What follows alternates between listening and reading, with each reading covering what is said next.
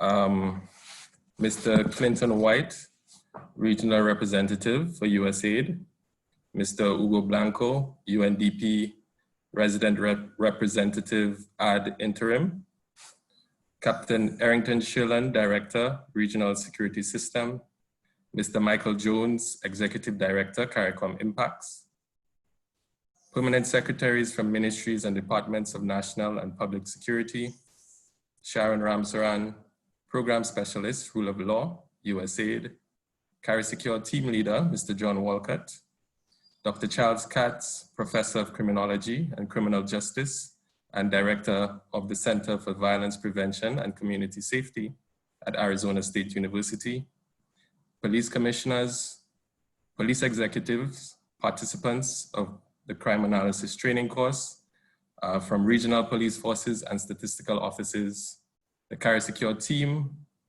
and other specially invited guests. Good afternoon.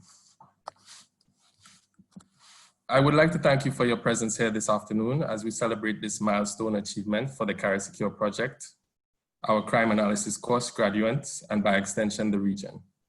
I am Miguel Trim from the CariSECURE team, and today I will be your Master of Ceremonies. As you know, the CariSECURE project, formerly entitled Strengthening Evidence-Based Decision-Making for Citizen Security in the Caribbean, represents a partnership between the United States Agency for International Development, USAID, and the United Nations Development Program, UNDP. The project is one of three components of the broader USAID Youth Empowerment Services, YES project, which aims to increase the institutional and technical capacity of regional bodies, selected national government systems, and community stakeholders to reduce risk factors that drive youth crime, violence, and victimization. CariSECURE contributes to this goal by strengthening the capacity of national and regional institutions in 9 Eastern and Southern Caribbean states to collect, analyze, and use citizen security data for strategic, tactical, and administrative crime analysis reporting that can then be used to develop targeted, evidence-based policies and programs. As you would appreciate, this virtual graduation ceremony represents another step towards the project's objectives as it demonstrates the building of human capacity that will help police and national security agencies better analyze crime and use this analysis for formulating strategies and making informed decisions in addressing crime and violence across our territories. At this point, I would like to call on my colleague and UNDP's team leader for CariSECURE, Mr. John Walcott, to deliver some remarks. John. Thank you very much, Miguel, and good afternoon to everyone. With all protocols established, good afternoon. I'm particularly pleased to see that we've got such a large contingent of persons attending today. Though we have the panelists, of which there are 7 of us, we do have a number of 39 attendees, and so that is a representation, I think, well suited for the effort that we've put in this particular initiative. It is COVID, or COVID is around these times, and so we've had to resort to a very innovative way of presenting to our awardees for today. But nonetheless, it just shows that the show must go on. And so I'm very pleased that we were still able to coordinate this in association with the Arizona State University. I'm also very pleased that we've got our representatives from the USAID in attendance with us today. And so I warmly welcome Mr. Clinton White for making his schedule available to attend with us and all the other dignitaries that were identified previously. Today culminates an event that we have been working through since November of last year around crime analysis training. And there were 4 modules that, participants had to engage with. But it also represented a total of 320 classroom hours. And I suspect in some cases even more for those participants who were able to successfully go through the program. As you will hear today in the presentations and in the remarks to be made, this reaches out to some 31 participants representing 9 countries, or 8 countries rather, and 2 of our partner institutions in CARICOM Impacts as well as RSS. The thing that I think is significant about this event is that we all recognize that crime has an overarching negative impact on our economies, our social development, and in particular because this particular project, which is strengthening evidence-based decision-making in the Caribbean, is part of the YES program, which is the Youth Empowerment Services program that is commissioned by the USAID, and we are just one of 3 of the lead projects within that area. It also presents to us an opportunity to implement preventative programming, and in particular as it relates to our youth.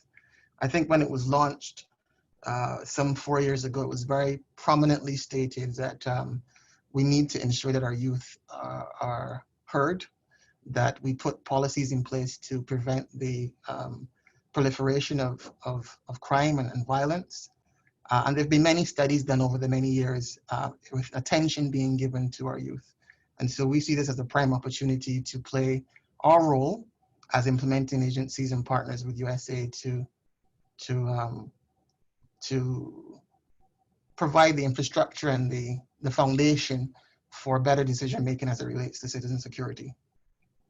We sought therefore to partner with one of the best agencies or institutions as it relates to crime analysis, and we were fortunate to have met and engaged with the Arizona State University, and in particular the Criminology and Criminal Justice Department.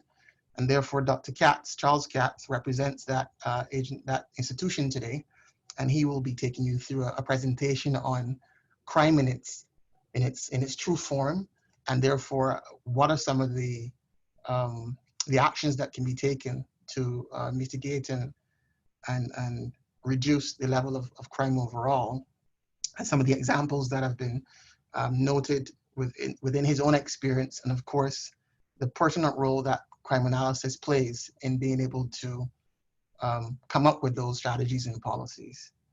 So Dr. Katz will take you through that later today, and I think you'll find that presentation very, very interesting. I just wanted to also highlight that in addition to the participants who will receive their awards today, we've also notably recognized that there were certain teams, certain countries, who did an admirable job in terms of their commitment to this particular training, and therefore we wanted to recognize those participants, and so there will also be some best team awards that will be shared today in our presentation. Lastly, I just wanted to also state that fighting crime, as you appreciate, is a multifaceted initiative. We recognize that within our prisons there's overcrowding. We've got perhaps a safety concern or public outcry in the sense of security and feeling safe within our own countries. It impacts our economic development and tourism being primary within our Caribbean as one of the economic drivers. We recognize that there's also delays in criminal cases being conducted, and we see the link between having good policy, therefore effecting good practice, and therefore being able to expedite the justice process, but markedly reduce the level of crime so that those persons out there have deterrence. As I said, preventative programming against engaging in any kind of crime in their existence. And so with those words, I just wanted to congratulate the participants. I think they did a stellar job, and once we go through the presentation today, you'll see why we think that they should be congratulated. And I'll close my comments there to thank you all for being here today, and I look forward to the conclusion of today's event, where persons are duly acknowledged and congratulated. So thank you very much, and over to you, Master of Ceremonies. Thank you, John, for welcoming us to this auspicious occasion and pointing out how far our graduates have come in their training and the investment that has gone into this course and how this links to preventative programming and crime reduction. UNDP's Multi-Country Office for Barbados and the Eastern Caribbean realizes the importance of projects like CariSECURE that focus on fortifying the foundations for sustainable development by improving peace and security in the region. The impact of these projects becomes even more critical in these times of uncertainty, where our region and the world grapple with issues brought about by a global pandemic and now more extreme and common natural disasters and events. UNDP has long documented the importance of improving the quality and quantity of data to better address issues of violent crime in the region. UNDP's 2012 Caribbean Human Development Report points to this, and the MCO has been pleased to partner with USAID in ensuring that CariSECURE achieves its mandate. Our next speaker, Mr. Hugo Blanco, is currently the resident representative ad interim of UNDP's Multi-Country Office for Barbados and the Eastern Caribbean. In August 2019, he was appointed the Deputy Resident Representative, and prior to this, he had served in various capacities within UNDP, including Senior Recovery Advisor for Barbados and the OECS, Regional Advisor for Crisis and Conflict at the Regional Bureau for Latin America and the Caribbean, and Special Assistant, first to the Deputy Regional Director for Latin America and the Caribbean, and then to the UN Assistant Secretary General and Regional Director for the same region. Without further ado, I would like to introduce Mr. Hugo Blanco, UNDP Resident Representative ad interim for Barbados and the Eastern Caribbean, to give some remarks. Over to you, Hugo. Thanks, Miguel. And good afternoon, colleagues. Protocol has been established, but let me say thanks to Mr. Clinton White for leading this session. Thank you very much, Clinton, and to Dr. Katz for the presentation he's going to be sharing with all of us. But the most important people in this connection are the graduates. So big congratulations, kudos to the 24 participants that are the center of this session. I'll be very brief, but let me emphasize 3-4 key messages, colleagues. The first one is, as a development partners, it's clear now that if we don't know, we can do. And if we do without knowing, we are going to miss our goal, or we are not going to be effective or efficient. And this is what is happening with the current pandemic, if I may. For the first months, COVID-19 took us all with the guard down, because we didn't know the virus, its prevalence, how it spread, or how to stop it. So if you allow me, let me say that crime sometimes behave the same way. And we can even bring both together. So how crime and COVID are evolving, how the pandemic is changing trends, such as gender-based violence during confinements, justice administration, or other dimensions that John mentioned, right? So for over 4 years, CariSECURE has been implementing activities towards strengthening evidence-based decision-making. We need to know in order to do, and to do well, and to be efficient. And this is critical. This has been possible thanks to the vision, the strategy, the trust, the support of USAID and the American people, and the leadership of the 8 governments that are our champions, are the regional champions to improve data-driven policy and digital platforms, to promote citizen security and enhance the work that policy forces are doing in the region. I think after 4 years, CariSECURE, which is one of the main projects of UNDP in the region, the results speak by themselves. This training is being a critical activity to multiply the benefits.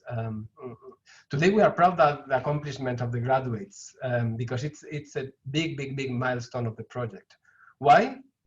Simply because the police forces in the respective countries have now trained crime analysts who can produce strategic, tactical, and administrative reports to inform problem-oriented and community-oriented policies and strategies. So the analytical skills acquired by these graduates ties into the essence of CariSECURE, the project. The COVID-19 has emphasized the importance of digital systems and data, and makes these efforts more critical and timely than before. CariSECURE is currently piloting a digital police incident platform at police stations in the beneficiary countries, and the full police records management information system, PRMIS, is scheduled to be deployed in early 2021. The nexus is clear. Digital platforms will allow crime analysts to have a real-time access to data on which performance and analysis will be used to develop more precise policies and strategies. Again, evidence-based driven policies and actions. Let me close by mentioning what's at the core of our mandate as UN and UNDP, which is the 2030 Agenda and the Sustainable Development Goals. And concretely, the SDG 16, which focuses on peace, justice, strong institutions, and good governance. So the reduction of violence and the promotion of the rule of law is the framework in which we are all operating here. And 2020 set, I mean, if we have the 2030 Agenda in mind, 2020 set the beginning of the decade for action. But what is happening is that COVID just pushed human development back 10 years in many of our countries. So now, therefore, and the strides require a harder push. We have no excuse now to make full use of the knowledge of the ICT platforms, of the tools we have to be smarter, to be more agile, to be more people-oriented, less process-oriented, more people-oriented. I think this is what CariSECURE is doing for citizen security in the region. So, graduates, thank you very much for your dedication to this training and for your contributions to make national and regional security stronger for now and for the future. Thank you very much. Over to you, Miguel. Okay, thank you, Hugo, for your words of encouragement to our graduates and for expressing the importance of using their new skills to tackle crime and create safer countries and communities, and also the link with SDG 16, which is the mandate of the UNDP. The work of the CariSECURE project feeds into our efforts towards Sustainable Development Goal 16, which Hugo mentioned, which focuses on peace, justice, and strong institutions. However, there's also a strong focus on SDG 17, which focuses on partnership for the goals and the strengthening of global partnerships to support and achieve these ambitious targets. The CariSECURE project was made possible by the generous support of the American people through the United States Agency for International Development, USAID. USAID's work in the Eastern and Southern Caribbean region directly supports US foreign policy priorities to fortify efforts, to stem crime and violence, and promote sustainable development growth programs. Clinton White joined the Barbados-based USAID ESC mission in September 2019 as the regional representative, assuming leadership of the mission's portfolios in the OECS and Barbados, Guyana, Suriname, Trinidad and Tobago, and the Bahamas. Mr. White is a career member of the Senior Foreign Service with extensive policy and public sector experience, providing advisory and technical assistance within USAID as well as host governments. Prior to this assignment, Mr. White was the Senior Development Advisor for USAID Libya. He was responsible for leading USAID Libya on advancing US priorities that focused on strengthening stability and self-reliance by partnering with global institutions, civil society, the private sector, and other actors essential to Libya's near-term stability and long-term development. He previously served as the Deputy Assistant Administrator in the Management Bureau, the largest bureau in the agency, which oversees the finance, information technology, procurement, management services, and operational policy budget and performance divisions. He also served overseas as USAID Regional Controller, directing financial management operations in numerous missions. Mr. White's career also includes working with national and municipal governments, a range of private sector and civil society groups, including those representing women, youth, and marginalized communities, in their effort to improve the lives of families, communities, and countries, along with international non-governmental organizations and other international donors. Mr. White is also the recipient of multiple Superior and Meritorious Honor Awards for his efforts to advance US objectives. At this time, I would like to now call on Mr. Clinton White, USAID Regional Representative, to deliver some remarks. Thank you very much, distinguished MC, and all protocols observed. I just want to thank everybody who's on today and look at them as a partner, a true partner for what we're trying to achieve here. High levels of crime and violence are prevalent all over the world. The Caribbean is no different in facing and combating these challenges. However, as we continue to work together, we are finding solutions and ways to overcome this. The United States government, under the Caribbean Basin Security Initiative, remains committed to partnering with the Caribbean countries in the region to strengthen efforts to mitigate crime and violence. Through the CBSI, which we call it, Funded Youth Empowerment Services, yes, project, we have seen great strides over the past 5 years with piloting and implementing interventions that impact at-risk youth, their families, and communities across the Eastern and Southern Caribbean. We can all recognize that data is one of the most essential, enabling and empowering tools in identifying their most vulnerable youth, understanding the factors causing them to become involved in crime, and designing programs that will assist in reducing crime in the region. For these reasons, USAID's CariSECURE project has been working closely with you and other stakeholders from 8 Eastern and Southern Caribbean countries over the past 4 years to help improve the way crime data is collected. We are pleased to note a number of key milestones thus far of the CariSECURE project. Grenada rolling out the police reporting management information system in all police stations across the country. The St. Kitts and Nevis Royal Police Force formally approving and adopting the standard operating procedures for the PRMIS. The St. Lucia National Crime Victimization Survey has been completed and results have been disseminated in order to inform crime and violence policies and programs. And similarly, in Guyana, the completion and dissemination of a national gender-based violence survey to inform national gender policies and strategies. Additionally, we are very pleased to note that 8 countries are now piloting the police reporting management information system. The PRMIS is an important milestone and first step in enabling police and law enforcement officials to share information about crime trends in real time.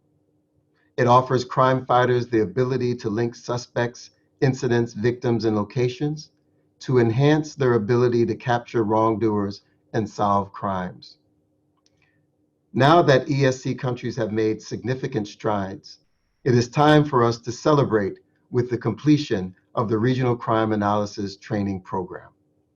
The training program, as you've heard, covered a number of intriguing topics from evidence-based policing, pattern recognition, intelligence and social network analysis, and geographic data and crime mapping. We are now at a critical juncture with exactly 12 months left for implementation of the CariSECURE project. We hope this becomes embedded within your statistics departments, crime analysis units, and that decision makers use these newly acquired skills and expertise to positively impact the lives of young people in your country and in the region. In closing, I want to thank our implementing partner, the UNDP and the CariSECURE project team for their commitment and doing an outstanding job with delivering this training program and with the implementing the various project activities. I would also like to commend the Arizona State University team, and in particular, Dr. Charles Katz, for delivering a world-class training program. I also understand that there's a number of recipients of special awards today, and I want to congratulate them for an outstanding job. Well done. Lastly, I want to recognize all of you who have championed this program and using cutting-edge technology and allowing us to move away from paper-based systems to a system now that we can all utilize in this technology era. Thank you. And with that, I'll turn it back over to our MC. Thank you very much, Mr. White, for those poignant remarks. By supporting the training of these analysts and the creation of the digital platforms to support their work, the future for citizen security looks bright, thanks to the commitment of USAID. We look forward to the multiplier effects of these initiatives in the region over time. Charles Katz is the director of the Center for Violence Prevention and Community Safety and is a professor in the School of Criminology and Criminal Justice at Arizona State University. His work focuses on police transformation and strategic responses to crime. He is no stranger to the region and has worked under contract with the Ministry of National Security of the Republic of Trinidad and Tobago to develop a comprehensive strategic plan to reform the Trinidad and Tobago police services. He has also completed a project funded by the UNDP to assess citizens' insecurity throughout the Caribbean and worked for the Eastern Caribbean's regional security system to diagnose the gang problem in 9 Caribbean nations and develop a regional approach to respond to gangs. He has also completed several research projects for the US Department of Homeland Security and USAID in the region. Throughout this training program, Dr. Katz and his team have been extremely supportive of our analysts and have remained flexible and amenable. Even with the challenges created by COVID-19, we were able to shift the program online and managed to deliver the modules to our participants through ASU's Canvas platform.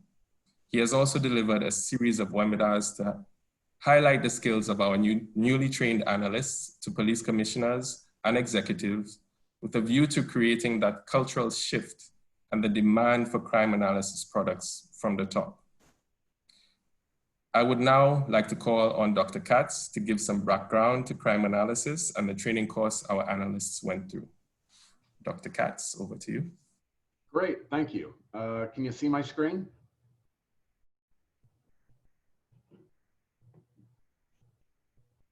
Okay, great. We can, yes. Okay, thank you. So first of all, I want to say congratulations to all of the participants who made it through the program. You made it. When we had our very first meeting at the UN House in Barbados, and we started to pull out the agenda and what things were going to look like over the next several months, some of you got pretty wide-eyed. You looked at your partners across the desk that you were at and said, what did we get ourselves into? And some of you weren't quite aware of what you were going to be embarking on over the next several months. Many of you carried on with more than 320 hours of training on top of your work that you're responsible for with your police service, with your families and children, and something that was not expected among all of us, which was COVID and how that was going to shut everything down and how that was going to change how we all worked and lived. And all of you were able to continue to get the work done and to be able to move forward and fulfill your obligations that had been made by you and the police service that you work for. It's really quite impressive. It's shocking at how well all of you were able to hang with it and to be able to continue forward and accomplish what you have. And I promise you that it is something that you're not going to regret as you move forward with your career as a crime analyst. And so what I wanted to do was go over some material and remind you why what you went through is so important and what you now represent for the police service today. And why you took the time that you did and why your family sacrificed what it is that they had to sacrifice so that your attention was diverted to the work at hand. And it's really not understandable unless you understand the context of policing not just in the Caribbean, but around the world. We all started off on the same foot and we started off in the same place. Roughly 2 decades ago, not 2 decades, 2 centuries ago, right? We started off in the early 1800s with Robert Peel. You know, you all now know that we started off with a massive shift in terms of the population that moved in Great Britain to the metropolitan area, and with it came a lot of problems, disorderly behavior. So we had the advent of the police. The mission of the police, though, has been one that many of you still have today, and that it has not changed over the past 200 years, up until really the past 20 years, where we've seen a few things come on, and that's where we're going to see where you fit.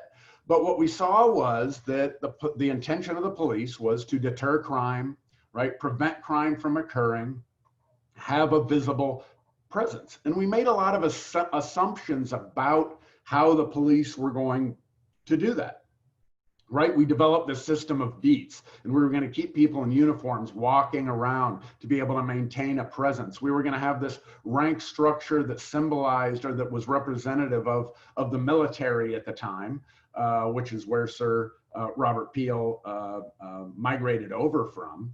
And they're one of the few folks, police are one of the very few folks in democratic societies that are permitted to use force, that are able to engage in deadly force and make arrests. It's a very unique mission that the police have. As time went on, what we saw was the advent of the telephone. That changed things. People could start to call the police, report an incident to a station district. Police could come out, take the report, and to be able to deal with the problem. We did not put any restrictions on it. We asked people to call the police 24 hours a day, 7 days a week, 365 days a year. Our expectations of the police dramatically increased, dramatically. The police were there to solve all of the problems that other government or non-government agencies were not there to take care of. So anything else, people called the police for. We had a massive increase in requests for police services in nations that had adopted the police by this time. We also started to see the two-way radio. That helped us keep more in touch between the public, the police, and the police officers that were out on the street patrolling, right? We were able to do a little bit more oversight of the police officers themselves, be able to move them in a direction that we needed to move them in, and they were able to move a little bit quicker to the places that they were being called for service, right? At the same time, we had the advent of the patrol car. It was easier for us to get to calls. It reduced response time. We were able to have a fewer number of people that could cover a wider area that was more visible. But this resulted in some problems that many of us are aware now, that we started to have a little bit less contact with the public, right? We had this, we had less informal contact, that now it was just when people had problems that we were starting to respond to them. We were losing a little bit of touch with the public because we were no longer on foot. We were simply coming to their doorsteps when somebody had called the police, and we were leaving the scene once the issue was resolved or we made an arrest. But each contact was a problem contact, right? We started to have a different type of relationship that was created between the police and the public.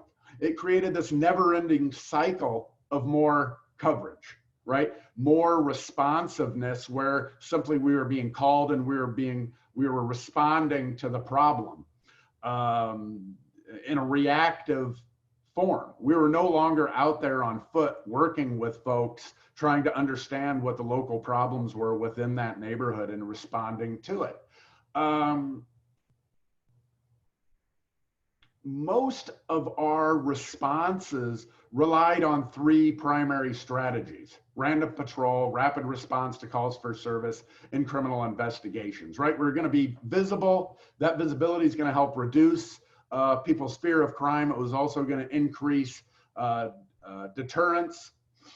Our rapid response to calls for service were going to allow us to show up to a scene in a very quick time period and hopefully apprehend the offender. We were going to be able to increase our detection rates.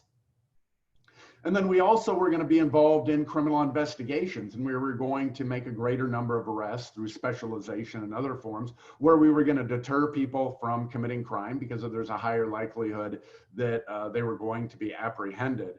And that was not only going to result in less crime by the individual who was apprehended due to sentencing, but also result in less criminal offending by those that know that the individual was arrested. But as time went on, we started to find that these strategies were not as effective as we thought that they were.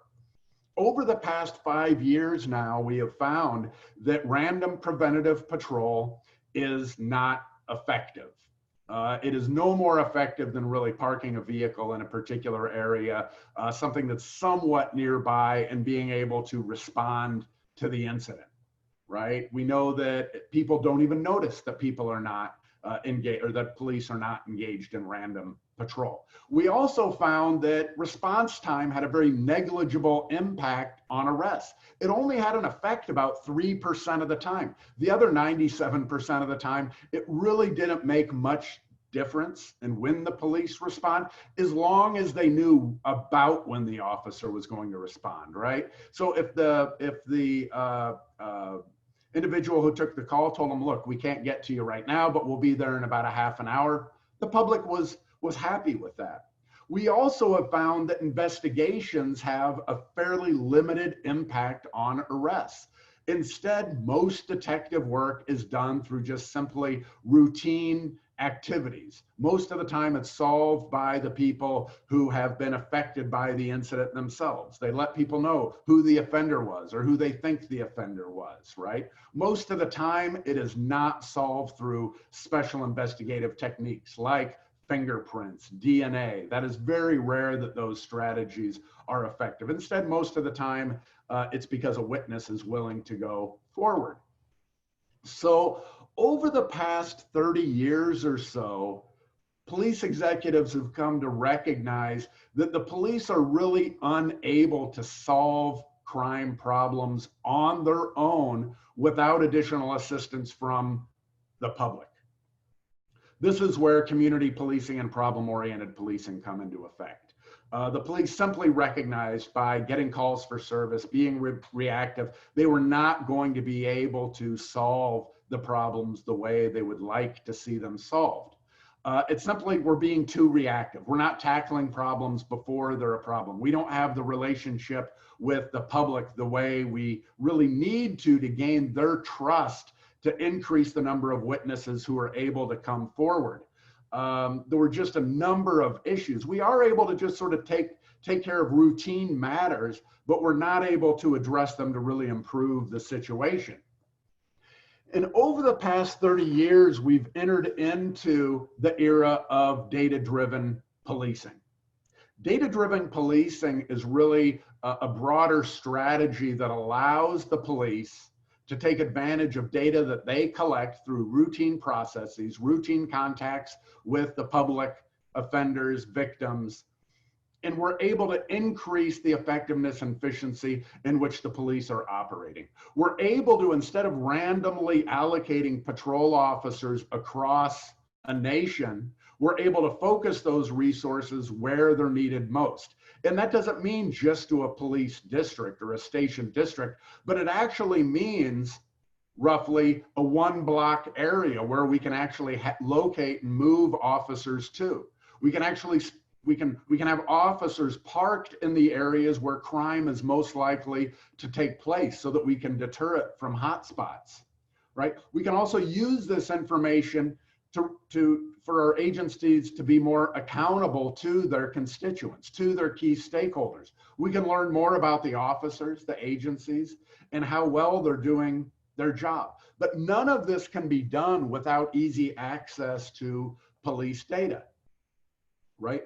The pace of policing over the past 30 years is dramatically changing because of data-driven policing practices. We are in an unprecedented time, especially over the past 10 years, where the police have harnessed the data that they have and they're building exponentially on top of it to improve the policing that they provide to the public. We're now at the point where we can provide our police with tactical reports where we can really confine where our police are operating to where they're needed most, right? We can look and identify retaliatory shootings between different groups, or whether it's a serial offender or groups of offenders, through ballistic imaging. We have DNA that is available to some of the most sophisticated agencies, right? We have some building blocks that have to be done first.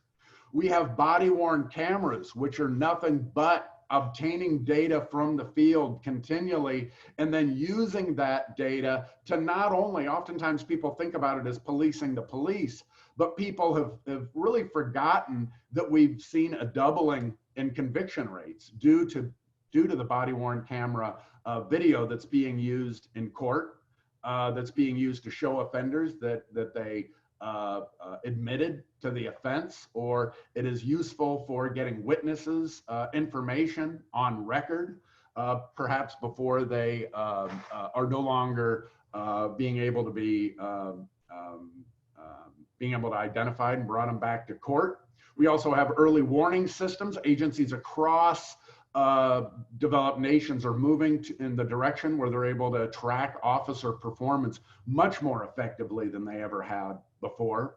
We also have intelligence systems, which are extremely valuable, where we're collecting information on those individuals that we think have the greatest probability of harm in society, whether that is gangs, organized crime groups, drug crews, sex offenders, traffic offenders. We're also seeing increased use in social media.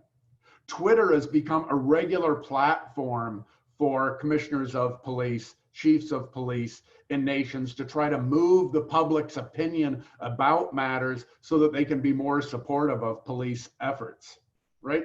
And then we also have data portals that are being used by police agencies to better educate the public about their problems so that citizens can work together to address those issues, right? So we have a collaboration between the police and the public in responding to issues related to disorder, minor forms of crime, and then even some serious forms of crime where we can beefing up environmental, address issues through environmental crime control. When we talk about data-driven policing, what we're talking about is not these one-off reports or simple administrative reports, but we're talking about ongoing, frequent reports with depth, and that this information is able to be rapidly turned over to police executives and managers so that they can make decisions very quickly. It allows us to strategically target problems, get ahead of the problem. We can tactically address issues the way we've never done it before. And we can also follow up to see if our police managers are actually doing what it is that they said that they were going to do. It allows for increased accountability like we've never seen before. While there are very few best practices in policing, one of the things that we know that all of the best practices that we do have available to us all depend on having a crime analyst. Hotspot policing, where are we going to put the police officers? Problem-oriented policing, which is one of two of the best practices that we have out there, entirely depends on crime analysts being interwoven in with police strategies and targeting the right people, places, and crimes. We also have ComStat programs holding our higher level police managers to what it is that they're supposed to be doing. Are they actually following through with the directives that they've been given? And if they're not, being held to standards that dictate that if they don't get busy with the program, then we're going to find somebody else who's going to do it if that's what's needed. And then we have focused deterrence programs, which are all about targeting specific people who are engaged in specific crimes, right?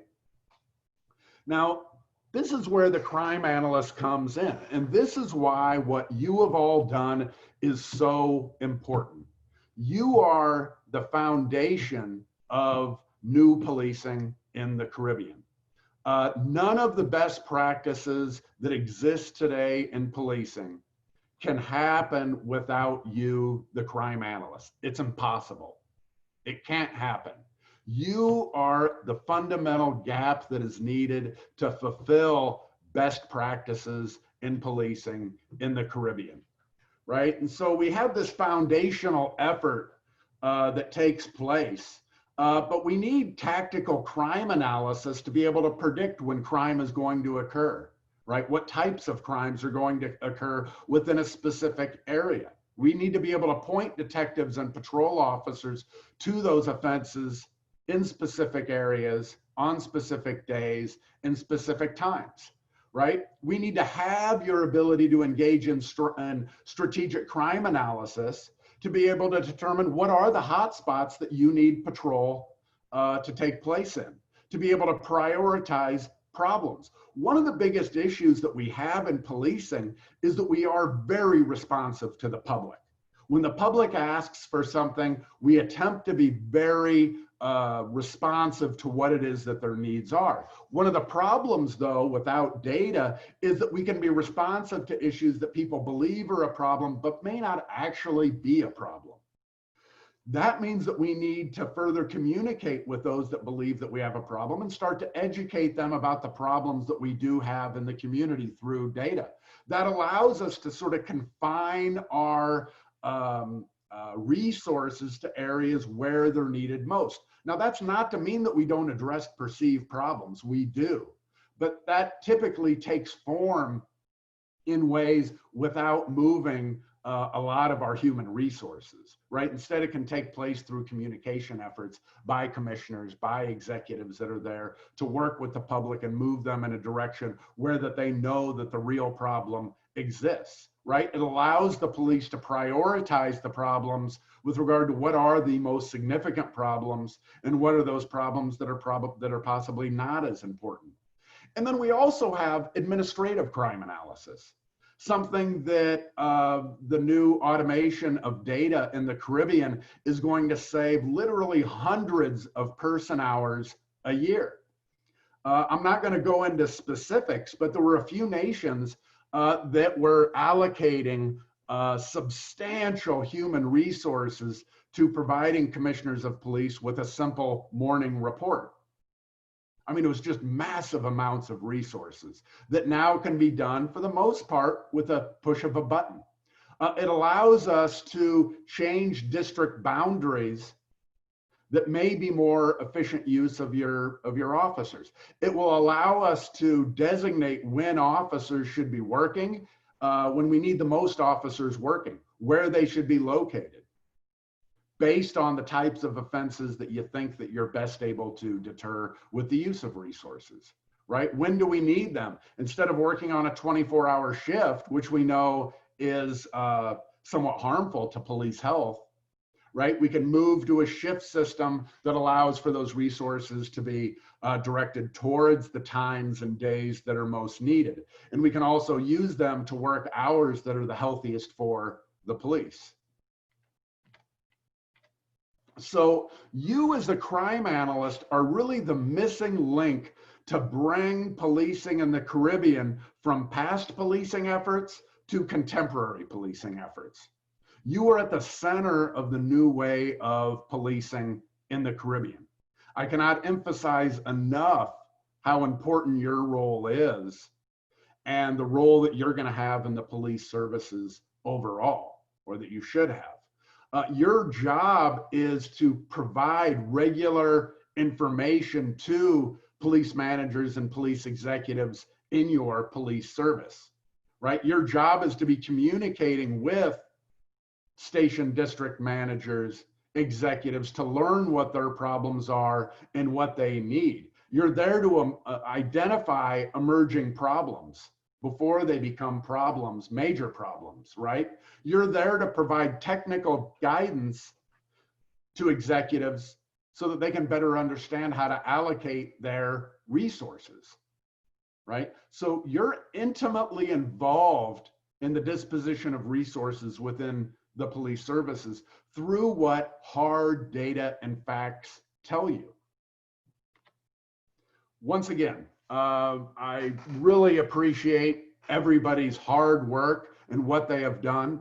I cannot tell you how impressed I am by all of your work, how hard it is that of the time that you committed to the program. I would also like, if there's any family members here, I would also like to thank those individuals as well, because we know that a lot of your husbands and wives' time were taken up by projects that they worked on. While we've emphasized this sort of relatively large number of 320 hours of coursework that was done through webinars, in-person activities, that does not account for the many hours that you spent on the homework that was given to you, on learning new software programs, on creating administrative reports, strategic crime analysis reports, and tactical crime analysis reports that were needed to complete the project. I know it took an enormous amount of time.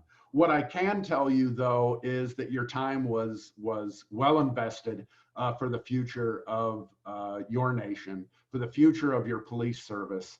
And I don't say these types of things lightly. I really do mean that it is important for you to be at the center of decision-making in your nation with regard to the resource allocation through data-driven policing initiatives.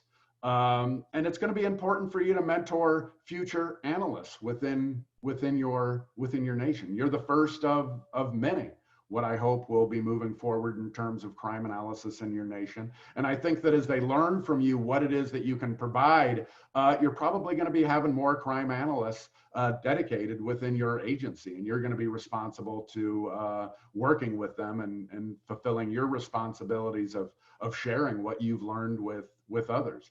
So with that, I just want to say congratulations. And I really am impressed by what it is that you all have accomplished. And please don't ever hesitate to reach out if you need anything in the future. Thank you. Miguel? Thanks, Dr. Katz, for highlighting how important the role of the crime analyst is as the region moves into adopting modern approaches to policing, and how important the training has been for continuity in that regard. We now move into the most important part of our agenda, the recognition of our participants. Graduates, you've worked hard over the past 7 months, well, over a period of 7 months, to master the elements of crime analysis presented by the team at ASU. I heard firsthand about how intense the course was. I've heard about some of the situations Dr. Katz would have mentioned, the challenges with time, especially given the COVID-19 pandemic in the region, etc. So that is to say, this was by no means an easy task. So your graduation today should not be underrated.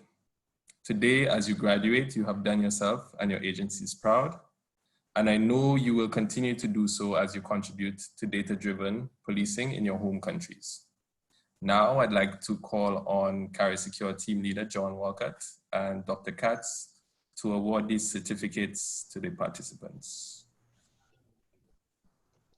Thank you, Miguel. And thank you again, Dr. Katz, for taking us through that journey and how much of a community engagement is required, having moved away from the foot patrol into the more mobile patrol, and certainly giving us a very good sense of the approaches that we need to be considering and to be taken in order to reduce our level of crime and violence. I specifically want to just acknowledge as well our PSs on the line today. PS Greg Page from Antigua, PS Goddard from Barbados, PS Frederick from Grenada, PS Bailey from St. Lucia. Why I highlighted them today is because it's not only important that you recognize now that you have the capability and capacity within your different statistical offices and police ranks, but we see there being a responsibility from the PS level and the ministerial level that you recognize the capacity and the tools that are now available to your different portfolios, your ministries, the benefits that these that these tools now, analysis techniques can derive for a particular ministry as it relates to national and public security. Today, you will see some of the personnel who were nominated to take part in the training, and therefore you should know them by name. And we see you as being advocates for this type of policing, if you will, evidence-based policing, so that we're able to implement and have strategies in place to enable better policing in each of the countries.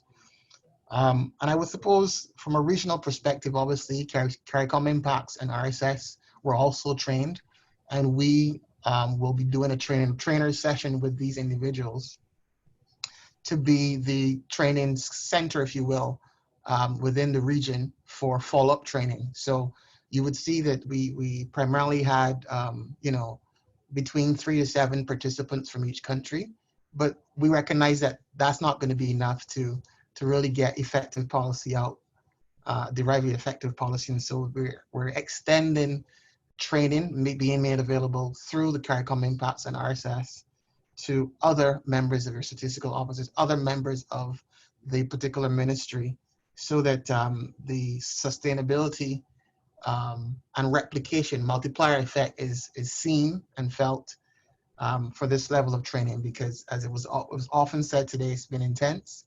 And so I would like to support and encourage you on behalf of UNDP and USAID to also play your active role in taking forward the techniques that would have been learned for crime analysis and preventative programming for citizen security. So with those words, then I will now endeavor to share my screen, which I can do now, I believe. And therefore, we will go through the virtual ceremony of handing these certificates over. I will add that the certificates will also be sent to you through the mail, and so you will have a physical certificate that you can receive and obviously make available and hang in your various spaces. And similarly for the team awards, you will also receive those physically in by the mail. So first off, for today, we start with Antigua and Barbuda, and I'll probably allow for maybe 3 seconds per participant to be able to acknowledge them as we go through the list. There's 31 graduating today, and so our first participant from Antigua and Barbuda is Miss Trisselyn Joseph. Thank you very much for this certificate. I really appreciate it. Thank you, Trisselyn. From Antigua and Barbuda as well, Mr. Lawrence Clark.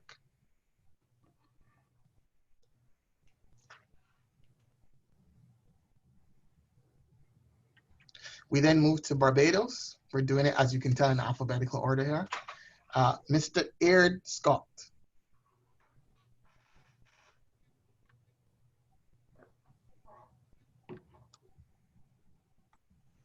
Thank you very much, guys, on behalf of the Barbadian team.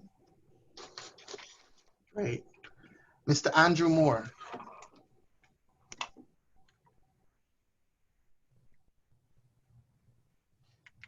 Mr. Jefferson Blackman.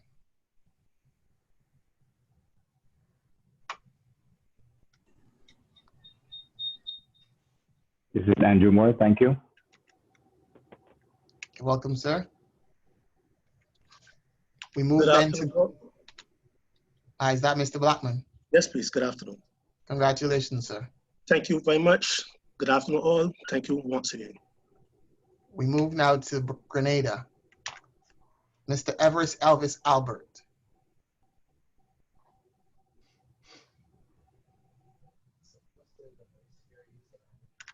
Mr. Alfred Toppin Pierre.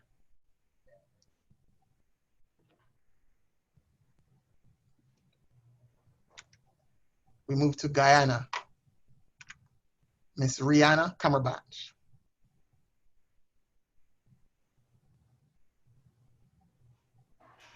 Thank you very much. Thank you, Rihanna.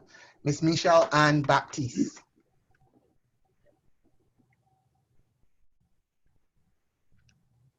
Ms. Dawn Olivia Leacock. Thank you very much, Michelle Baptiste. You're welcome, Ms. Baptiste. Thank you, welcome. We move to St. Kitts and Nevis. Mr. Ricardo Sampson.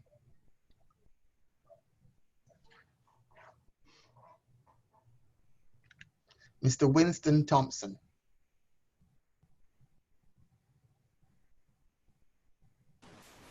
Thank you very much.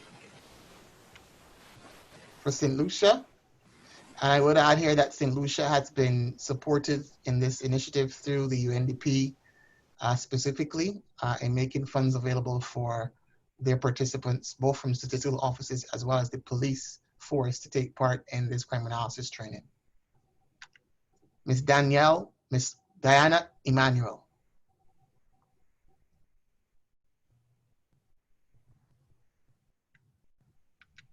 Ms. Olympia Joseph.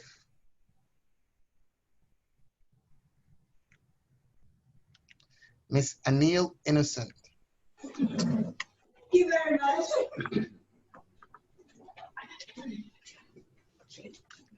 Mr. Delvin Mathurin. Thank you on behalf of Delvin. Mr. Matthew Taylor.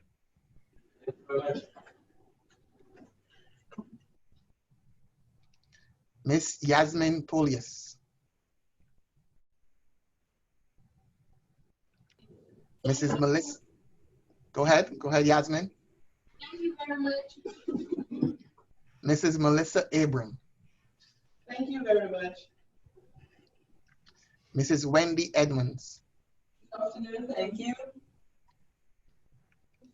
Mr. Tavius Mathurin. Thank you for the knowledge imparted.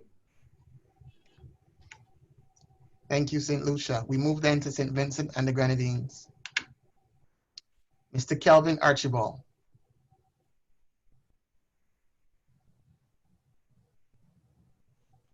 I saw him on the line earlier. Mr. Robert Robertson. We then move to Trinidad and Tobago. Mr. Sabrina Ramator Solomon.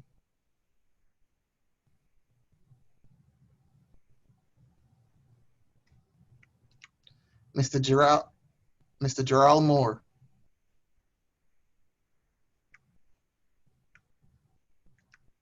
Ms. Krista Roberts. You're welcome, Mr. Moore. Ms. Krista Roberts.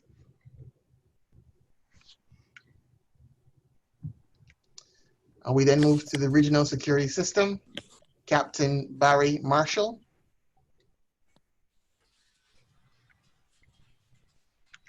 Mr. Charles Brown. Thank you very much. Mr. Andre Lewis. Good afternoon, and thank you very much. CARICOM impacts, we conclude with them today. Mr. Neville Wint.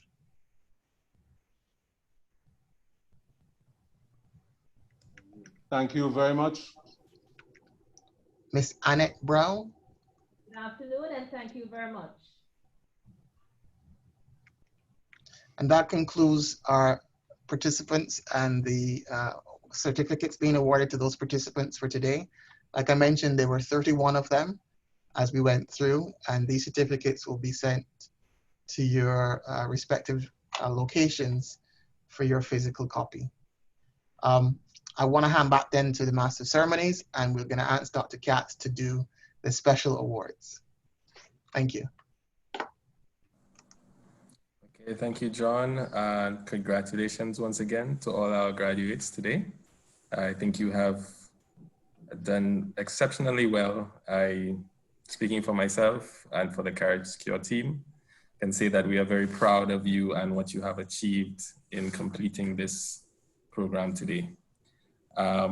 Now we move into the moment one of the moments we've been waiting for this afternoon, where we present these special awards by country to the teams who have performed exceptionally well in certain aspects of the training program. So I'd like to call again on Dr. Katz to do this presentation of awards to the special awardees. Well, thank you. So first I want to say, once again, thank you to everybody for submitting your reports. If you recall, we had a deadline in which the reports had to be submitted for people to qualify for an award for the review. And the reason is we had all of your trainers, which was about 8 of them, reviewed all of the reports. It's how we provided the feedback to you, but it's also how we determined which reports should be eligible for an award, as well as which award should be awarded if appropriate. And some of these decisions were really tough. It was pretty incredible, some of the products that were offered up by the analysts. And I think it really demonstrated what it is that they had come together to learn as a team. Because one of the things, if there's anything that people should understand, is that part of being a crime analyst is working as a team. It's not just a one-person effort. Oftentimes, some crime analysts are really exceptional at one thing, and another crime analyst will be exceptional at another. As a matter of fact, there's a lot of specialization that takes place in a number of countries where you'll have some people who just focus on tactical crime analysis, some people just focus on strategic or crime mapping. And so these things really are a team effort, and I want to make sure that everybody has an appreciation for that. So our first award for honorable mention for the best strategic analysis report on homicide goes to the team from Grenada. Grenada did an exceptional job with their homicide data. They pulled it together. It was really complete. The way they presented it made it easy to read and understand. They went back, if I recall, 10 years in their homicide data, entered it into a database, and then analyzed that database in a way that made it easy to understand. They really did an exceptional job at their work here. So we would like to go out of our way and thank Grenada. I did forget that we did have plaques made for each person of your team. Those plaques were mailed to the UNDP in Barbados. They have received them, and if I recall, they are being shipped to all of you, and you'll be receiving these plaques with your names on them. And we have a plaque for each person. But Grenada, we would like to thank you for your service and your work on that report. St. Lucia for best strategic analysis report on. Listen. Come, people, come. Why do you do that? We don't take a picture. Hold on. St. Lucia, I know you're excited. Please mute your mic. Who was that on the line? Is it Grenada or St. Lucia? That was St. Lucia. Okay. So yes, St. Lucia had the was awarded the best strategic analysis report on homicide. It was close between Grenada and St. Lucia. St. Lucia also had 10 years of homicide data that they entered, analyzed, went through several drafts of. A number of their project members contributed different parts to the homicide report. It was exceptionally good looking, easy to understand. It would be no different than any other strategic crime analysis report on homicide distributed by any other experienced crime analyst in any agency that I have worked in. They really did a nice job of coming together and presenting their results in a way that I think will make it easier to understand what is going on with regard to homicide in the nation and better how to direct resources there. Congratulations, guys. Honorable mention for best tactical analysis report goes to the regional security system. They did a really nice job in a couple of different ways with their reports on tactical crime analysis. It was brief, it was to the point, which is exactly what needs to be done. These are often going out to sergeants, detectives, line level personnel that need this information to understand where to respond to certain types of offenses and to the times of day, days of the week that they need to respond. The RSS did a great job of pulling that together, and I applaud the RSS for their hard work on this report. Great job, gang. On behalf of the RSS team, thank you very much, Dr. Cass. Thank you. The award for Best Tactical Analysis Report goes to St. Kitts and Nevis. The tactical analysis report produced by Sergeant Thompson was exceptional. It looked as good as any tactical crime analysis report that I've ever seen. It would be exceedingly useful to detectives and patrol officers in that agency. I use it as an example to show to others as to what a tactical crime report can look like. It was really sharp work. Congratulations goes to St. Kitts and Nevis for their work on tactical analysis. Thank you all. Honorable mention for Best Administrative Analysis Report goes to Antigua and Barbuda. Really enjoyed working with these folks. These folks did a really nice job of bringing their materials together. It was very evident that they worked hard. It was part of what people don't appreciate is how hard people work to make sure that these reports are readable, to the point, and are impactful. The folks of Antigua and Barbuda really did an outstanding job with their work there. Their teamwork was evident. And we really appreciate the work that they did on administrative analysis. The reviewers really enjoyed this. It was a tough one because there were some tough ones, but in terms of how well they looked and the information that they provide and how useful that they were, and Antigua and Barbuda, everybody agreed, all the reviewers agreed, just did a top-notch job. Congratulations to Antigua and Barbuda. On behalf of Team Antigua and Barbuda, we say thank you. Thank you. Best Administrative Analysis Report goes to Trinidad and Tobago. This report was exceedingly thorough. It was as thorough as in the United States, we have regional analysis groups that are run at the state level that provide detailed analysis on particular crime problems going back in time, very specific information in terms of how to direct resources, as well as to how to identify problems that are taking place with regard to where we do not have detection rates as well as as high as they should be. The report provided by Trinidad and Tobago, I think, is an exemplar in identifying weaknesses in detection rates for certain offense types that can help that nation really focus their time on what needs improvement and how to dictate resources, training. Something that's really hard for some agencies to do because it can sometimes be a little tough for a unit to hear or some detectives to hear that their rates are not quite where they should be.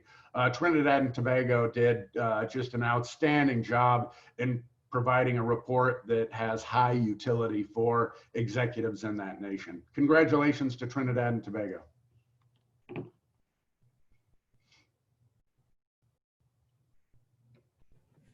Guyana, Best Strategic Analysis Report on Gangs. Having done work in Guyana myself on gangs, I can tell you how hard it is for that data to be collected. They went out and collected their own data with the use of a survey instrument to understand what the gang problem looked like. They interviewed and surveyed officers in station districts in one district and really identified the scope of the problem, the magnitude of the problem, and really identified what some gangs look like in that nation. I think it really has some utility for being able to understand resource allocation, particularly where to allocate perhaps intelligence resources and what is needed and where further understanding might be needed to understand what the issue might look like, to really be able to dedicate long-term investigative work that needs to be done on some of these gangs that are existing in this district in Guyana. They did a great job with inputting the data into PSC. Did a nice job analyzing the data, producing the reports, and also working with our trainers to make sure that the analysis was as high quality as could be. Great job, Guyana, and once again, congratulations on Best Strategic Analysis Report on Gangs. On behalf of Guyana team, thank you very much, Dr. Katz. You're welcome. Best GIS Analysis goes to Barbados. GIS analysis is the one that is perhaps the most complicated type of analysis when we're talking about crime analysis. It takes a lot of time to learn the software. It takes a lot of time to geocode data. Oftentimes, agencies do not geocode data the way crime analysts would like to see them coded, even though those XY coordinates and address level data are essential for hotspot analysis and to be able to guide our resources. It often takes a long period of time to clean the data and to analyze the data. So I know that the folks in Barbados did an worked exceptionally hard to get that analysis done for their report. I would like to say once again, congratulations go to Barbados for the best work in GIS analysis. On behalf of the Royal Barbados Police Force, I say thank you. You're welcome. Best link analysis goes to CARICOM impacts. Link analysis is one of those sort of underappreciated forms of analyses that are done either for tactical and strategic purposes. But it sort of goes back to the old saying that a good picture is worth a million words, right? That being able to identify criminal structures and criminal organizations so that we can better target our investigative efforts is essential. This type of information can be used in court. It can be used by investigators to identify who they need to be focusing on and to better understand a criminal enterprise. It can take a long period of time to get the kind of data and intelligence needed to be able to capture information that's useful for link analysis. I would like to go ahead and congratulate the folks from CARICOM Impacts for their work and the best demonstration of link analysis over the course of the project. Thank you very much, Dr. Katz, on behalf of myself and Neville. Thank you. You're welcome. Dr. Katz, before you move to the next one, yes, because that's the last one, is the overall crime analysis team. Perhaps say a bit about that before we reveal the winner. Okay.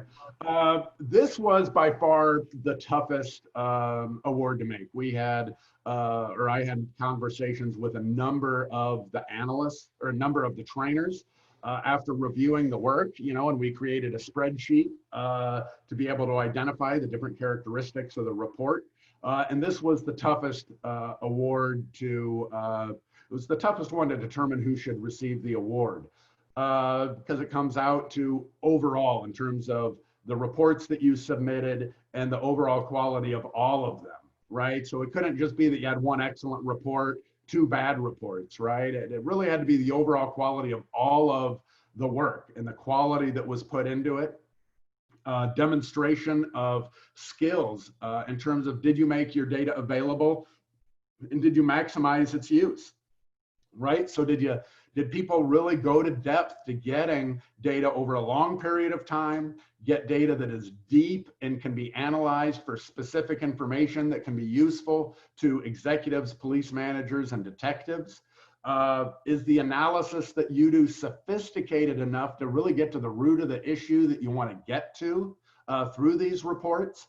Are the reports detailed and presented in a way that makes it easy to consume, right, for the executives? If something is too difficult to consume, an executive is simply going to delete it in their email, or it's going to go in the trash if it's presented in paper. So it really has to be looked at in multiple ways, and it has to be through a number of different categories, meaning the strategic report, tactical report, GIS work that was done. It really was the overall package. And the committee that we created among the trainers, like I said, it was tough, and we had to come together to discuss this because it was really close with two others. But the best crime analysis team went to St. Lucia. Their hard work was evident.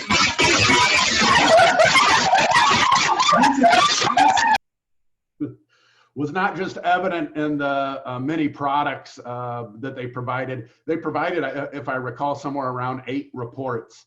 They really went out of their way to demonstrate their knowledge in a number of different types of crime analysis reports.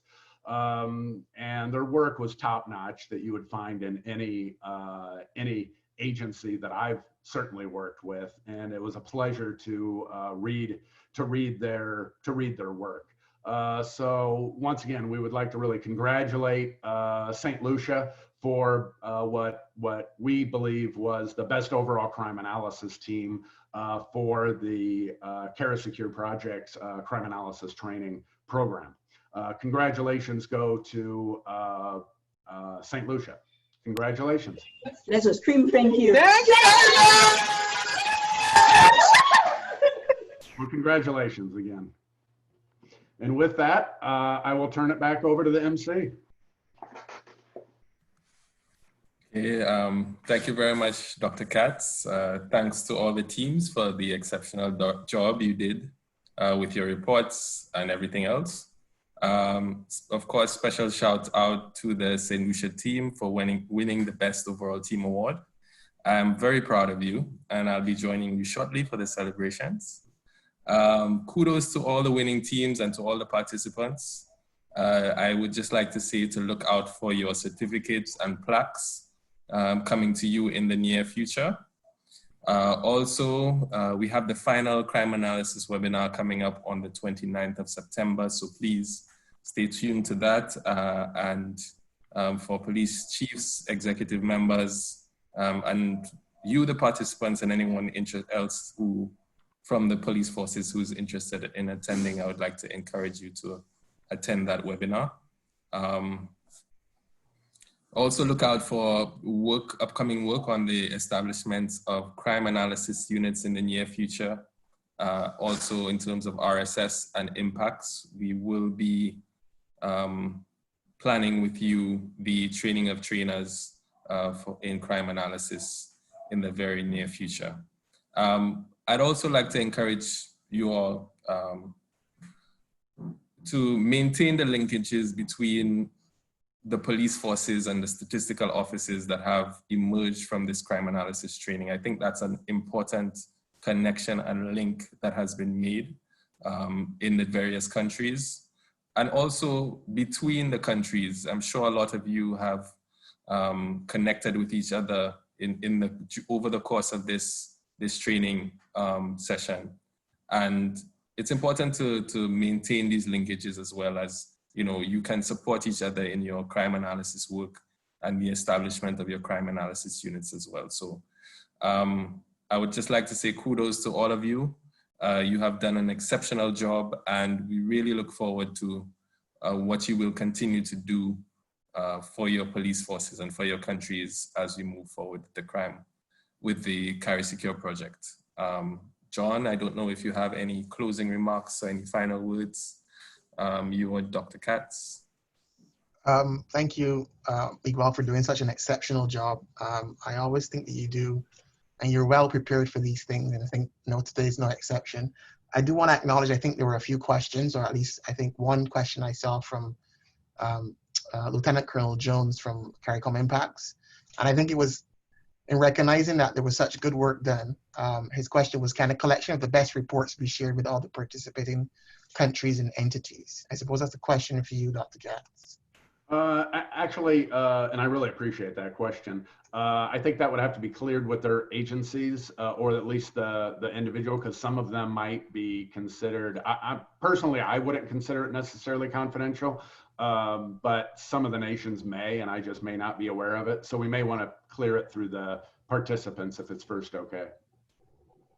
Yeah, so Colonel Jones will take the question offline and do the requisite confirmations through the various countries, and then confirm back to you, or at least respond to that specific question. I think you'll find the answer is probably yes, because I know that there is a intellectual sharing agreement between member states with CARICOM Impact. So I think that will permit the sharing of the reports, but we will come back to you directly. Just checking to see if there are any other questions. No. So we did have I know we're over time, and apologies, guys. I think we probably didn't set enough time for this session today, and I do hope that you're still able to stay with us. But if you do have to leave today's session, we thank you for joining, and we will wish you the best, and hopefully to hear from you and see you soon. But we did have one final segment, which was not only a thank you from us, but a thank you from the participants. And so we took the time out last week to reach out to a few of the participants to offer a few words of their perspective, and I suppose their thank you to Dr. Katz and the entire team at the Arizona State University. And so we just wanted to give them the opportunity to air that video. It is 7 minutes long, and so that will take us up to the hour of 3:40. But I think it's worthwhile, certainly for the participants, to have someone speak on their behalf, and no better than the participants themselves. So Joao, I believe you're going to launch that video, and then we'll come back to close off. Thank you very much.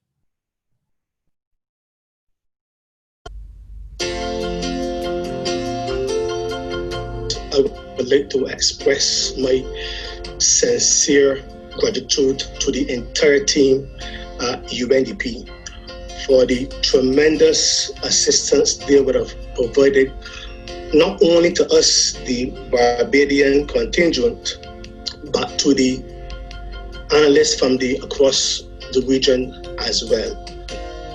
Even during the lockdown period, and that I found was indeed noteworthy. As you would expect, we are very pleased and honored to be receiving the special award. However, I would like to share the award with all the analysts who took part in the training course. Happy to have been awarded the GIS award, and the training has helped us show how we can display information visually, graphically, which benefits our organization, because it's no longer just black and white stuff to read. We can now actually show how things are actually affecting the island in a more detailed format. So the training was very good, and it has already been implemented. So once again, I want to thank the entire USAID team, CariSECURE team, Dr. Katz and his staff for a job well done. The crime analysis training afforded Team Antigua and Barbuda new knowledge and skills using different techniques and software to compile, analyze, map, and disseminate data in an efficient manner. It also allows to do smarter police work and increase the synergy between the Statistics Division and the Royal Police Force of Antigua and Barbuda. At this time, I'd like to give special recognition to USAID, UNDP, Dr. Katz and his team from Arizona State University, and CariSECURE for giving us this opportunity to do this course. I would like to say thanks to USAID, UNDP, and all other contributors to this training. This training has brought tremendous benefits to my colleague and I, and by extension, the Royal Grenada Police Force. We are now better equipped to present statistics in a more comprehensive manner, not just aggregated data, but digitally displaying that data. The Guyana team would like to thank CariSECURE and the Arizona State University team for giving us the opportunity to benefit from such an amazing training. We have every intention of putting what we've learned to use as we play our part in reducing crime and violence in our nation. The benefits I've received from the crime analysis training is invaluable in that it has brought into focus some of what I have been doing over the years without any form of training as it relates to crime analysis. The knowledge of how to prepare tactical, strategic, and crime analysis reports coupled with crime mapping and especially the predictive analysis is so useful. And it's rather one of the instrumental tools that we now have in our arsenal in our to address issues of crime within our federation, and I'm so happy for that. So I want to thank all of our partners, USAID, UNDP, CariSECURE. Thank you for the investment you've made in me as an individual, as well as my country, St. Kitts and Nevis, and the Royal St. Kitts and Nevis Police Force. Thank you so much for all that you've done for us.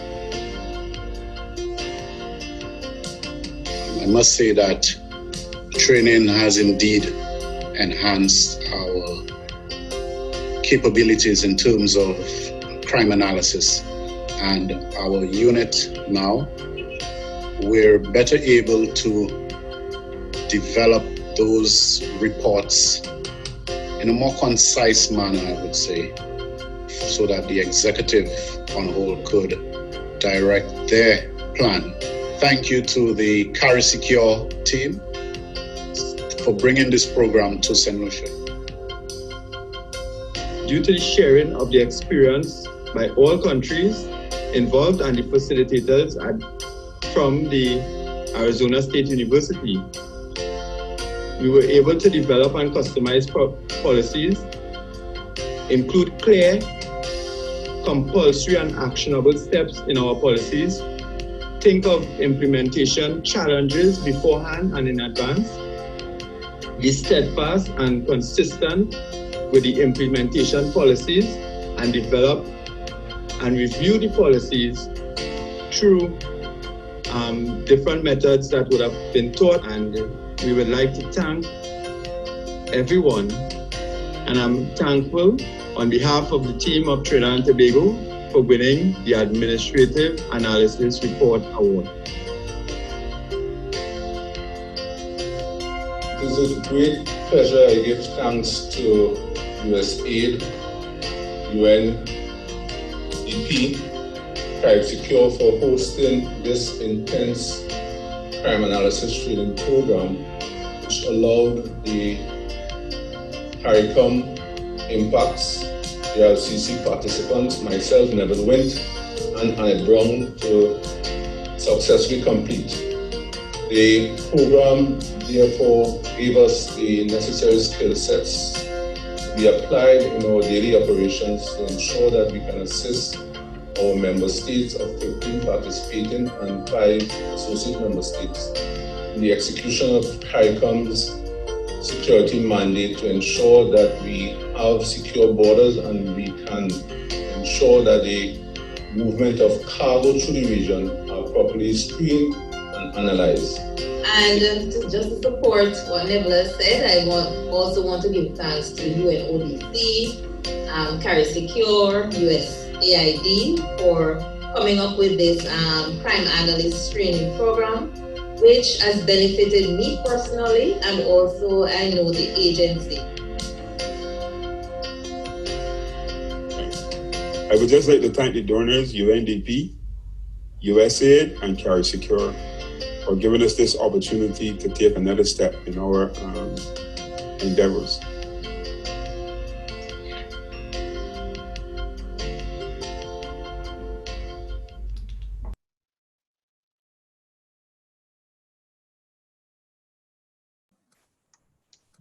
Master Ceremonies.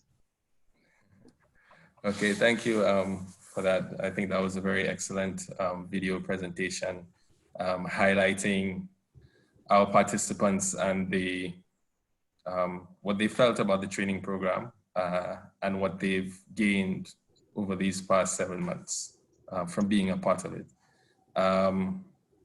John, I don't know if you have any closing remarks. Dr. Katz.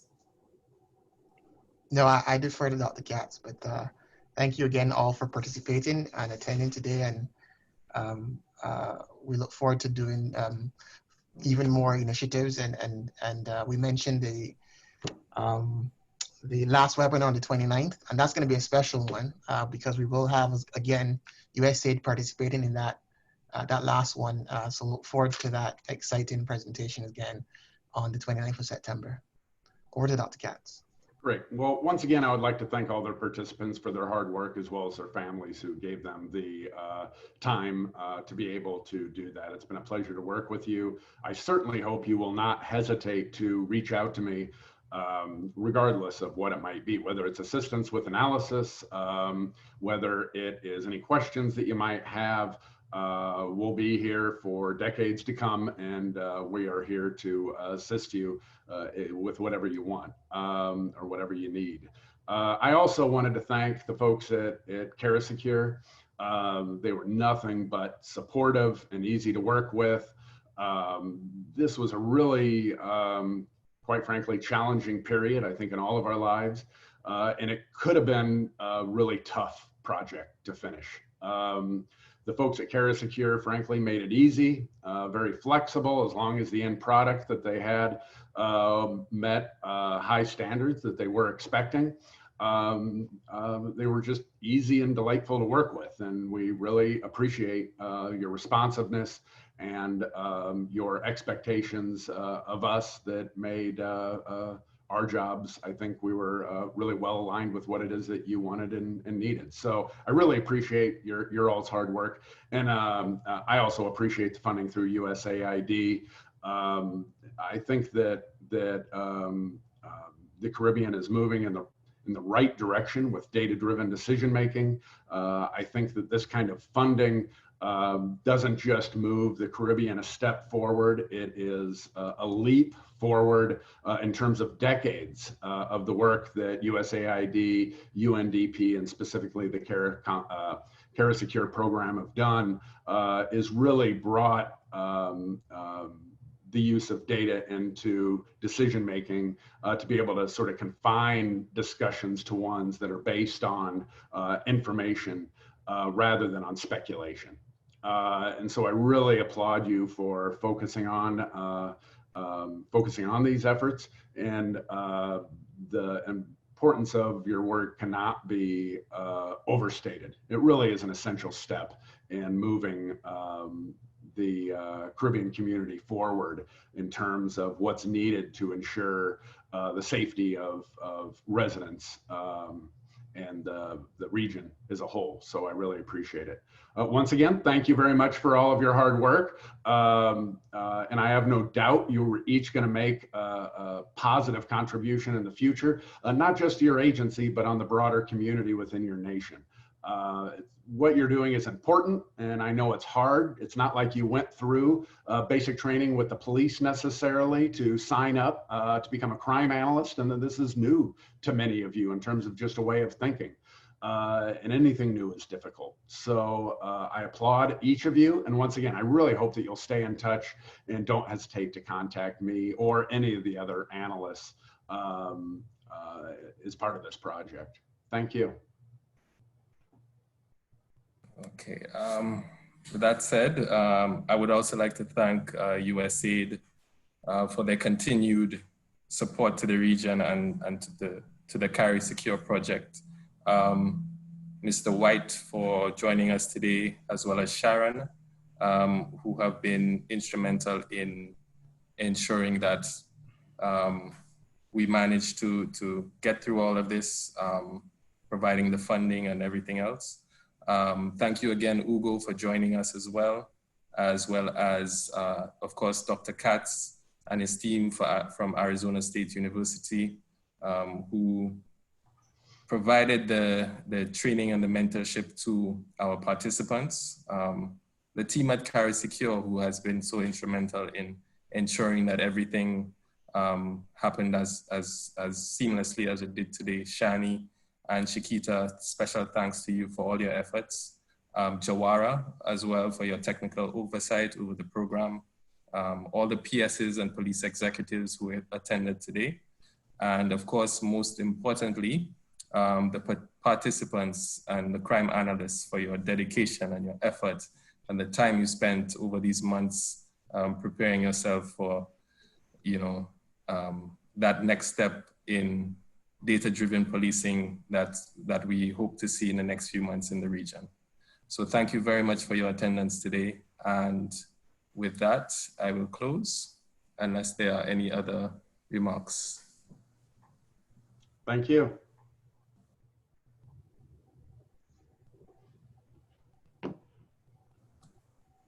Okay, thank you very much. Thank you, everybody. This was very well done. Thank you. Okay.